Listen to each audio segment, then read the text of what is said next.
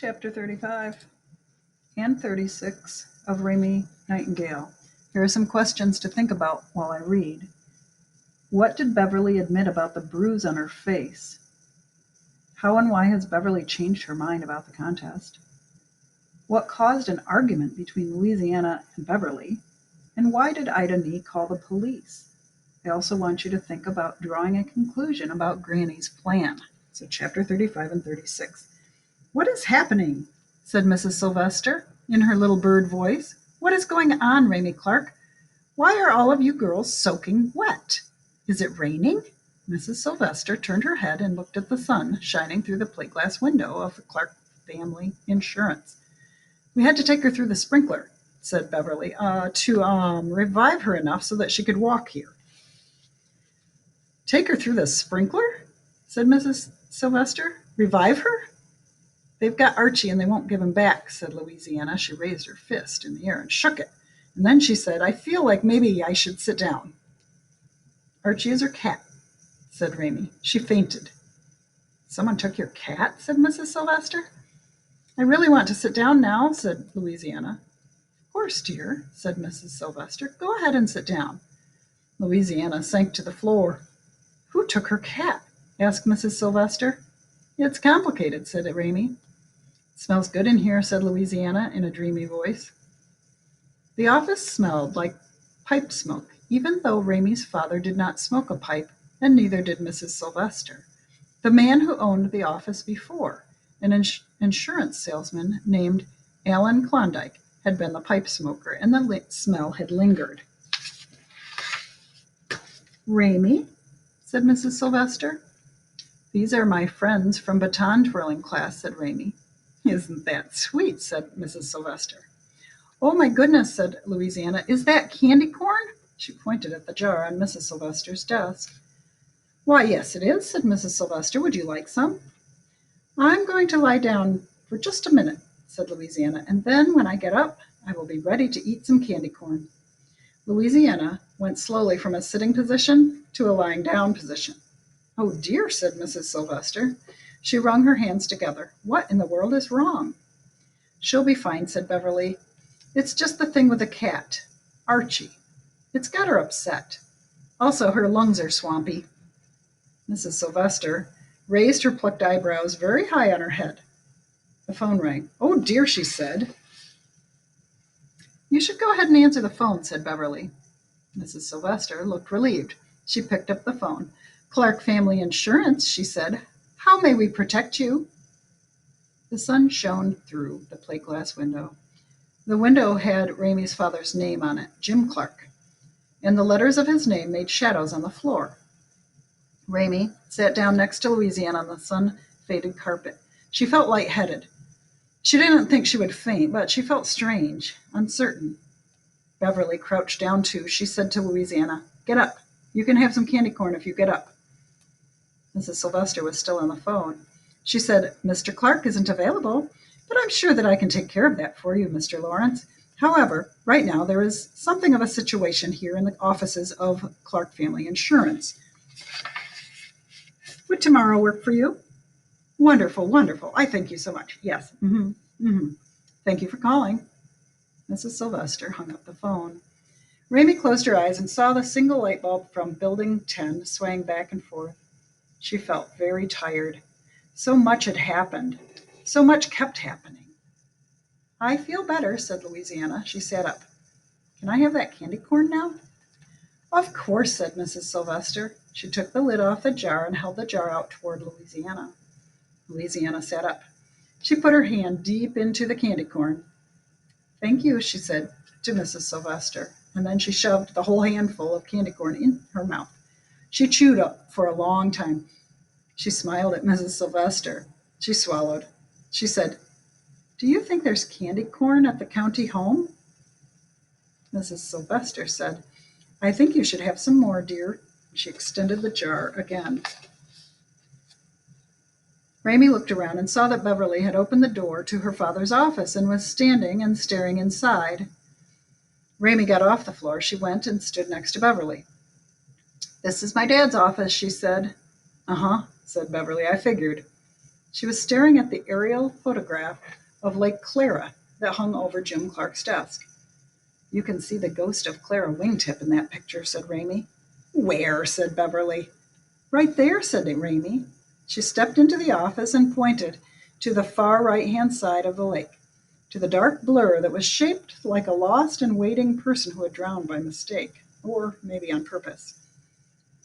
Raymie's father had shown Clara Wingtick's ghost to her when she was 6 years old. He had put her on his shoulder so that she was close to the photograph, and Raymie had traced the shadow of Clara with her fingertip. For a long time after that, she had been afraid to go into his office, afraid that Clara was waiting for her and that her ghost would pull Raymie into the lake, pull her under the water, and drown her somehow. "That's just a shadow," said Beverly. "It doesn't mean anything. Shadows are all over the place. Shadows aren't ghosts." The phone rang again, and Mrs. Sylvester answered it. "Clark Family Insurance, how may we protect you?" "Has he called you?" said Beverly. "Who?" asked Raymie. "Your father," said Beverly. "No," said Raymie. Beverly nodded her head slowly. "Right," she said. But she didn't say it in a mean way. Raymie was standing close enough to Beverly that she could smell her, that strange combination of sweetness and grittiness. She studied the fading bruise on Beverly's face. "Who hit you?" she asked. "My mother," said Beverly. "Why?" "I shoplifted." "Why?" asked Raymie again. "Because," said Beverly. She put her hands in the pockets of her shorts. "I'm getting out of here. I'm going to live on my own. I'm going to take care of myself." Behind them, Louisiana was telling Mrs. Sylvester that her parents were gone. "They drowned," said Louisiana. "No," said Mrs. Sylvester. "Yes," said Louisiana. "I'm not going to enter the Little Miss Central Florida Tire Contest," said Raymie. "Good for you," said Beverly. She nodded. "Contests are stupid." "I don't care anymore," said Raymie. "Sure," said Beverly. "I'm probably not going to bother doing the sabotaging either. At least, I'm not going to sabotage that contest." And then in a soft voice, she said, "I feel pretty bad about the dead cat business." At that point, Raymie felt everything, all of it, wash over her. Mrs. Borkowski, Archie, Alice Nebley, the gigantic seabird, Florence Nightingale, Mr. Stephopoulos, Idane's sad-eyed moose, her missing father, Clara Wingtick's ghost, the yellow bird and the empty cage, Edgar the drowning dummy, a single light bulb in Building 10. "Tell me, why does the world exist?" Raymie took a deep breath. She stood as straight and as tall as she could. She looked at the ghost of Clara Wingtip, which wasn't really there, which was only a shadow, probably. Chapter 36. Mrs. Sylvester held the door open for them as they left. "Thank you for visiting," she said. "And thank you for the candy corn," said Louisiana. "It was delicious." On the way back to Idane's, Louisiana sang "Raindrops Keep Falling on My Head" twice in a row. When she started in on it a third time, Beverly told her to knock it off. "Okay," said Louisiana. "It's just that singing helps me think, and I have now made up my mind." "Made up your mind about what?" said Raymie. "I've decided they're hiding Archie from me. He's behind the closed door in that place. What we need to do is break into the Very Friendly Animal Center and unlock the door, and then we'll find him. I know we will." "What?" said Beverly. "Are you nuts?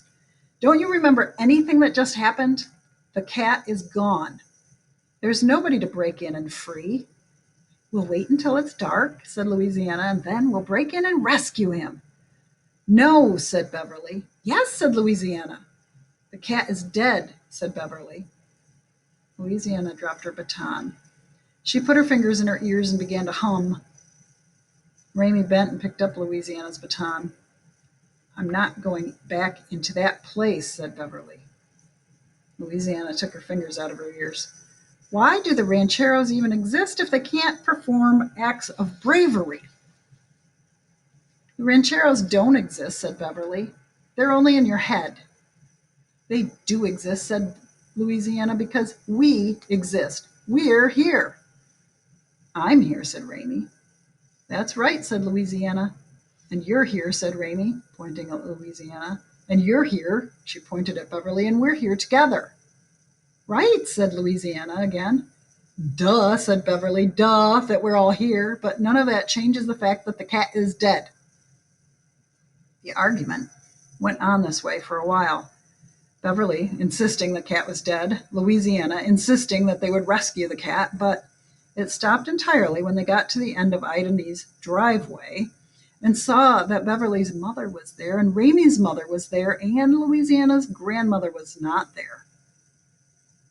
And that there was also a police car in the circular driveway. The cops, said Beverly. Oh no, said Louisiana. Idane was standing in front of her house, talking to one of the policemen. She had outfitted herself with a fresh baton, and she was using it to point at things. She pointed at the garage door. She pointed at the kitchen door. No, shouted Idane, I have not lost it. I have never lost a baton in my life. It has been stolen from me. The door to my office has been jimmied. My front door has been jimmied. I am the victim of a theft. Just when you thought the day couldn't get any worse than Building 10 and the single light bulb and the terrible howling and the cat killing, Idane went and called the police because Beverly Tepinski had taken her baton. They were all going to get sent to jail. Raymie and Beverly and Louisiana were standing together at the edge of the property, right beside Idane's azalea bush. Farther up the driveway, deep inside the half circle of it, Beverly's mother was leaning against her bright blue car, smoking a cigarette. Raymie's mother was sitting in the Clark car, staring straight ahead. Oh no, said Louisiana again. Let's not panic, said Beverly. I'm not panicking, said Louisiana. I think I left that stupid baton of hers at your dad's office, said Beverly. Oh no, said Louisiana. Shut up, said Beverly. They can't prove anything. We came for baton twirling lessons and she wasn't here, so we left. That's our story. All we need to do is stick to it. Raymie felt fuzzy and trembly. Her heart was beating very fast. Her soul, of course, had disappeared. It was at this point that Louisiana's grandmother stuck her hand out of the azalea bush and grabbed Raymie's ankle. Raymie screamed. Louisiana screamed. Beverly yelped. Fortunately, no one heard them because Idane was still pointing at things and yelling about how she had been wronged. Granny, said Louisiana, what are you doing down there? There's nothing to fear, whispered Louisiana's grandmother from where she was crouched in the azalea bush. She kept her hand wrapped around Raymie's ankle. Her grip was surprisingly strong. Don't be afraid, said the grandmother. Okay, said Raymie. I've come up with a plan. She gave Raymie's ankle a friendly little shake. All will be well. Raymie stared down at Louisiana's grandmother's barrette-filled glowing head. It looked like her hair was on fire. Okay, said Raymie. She was just glad that someone had a plan.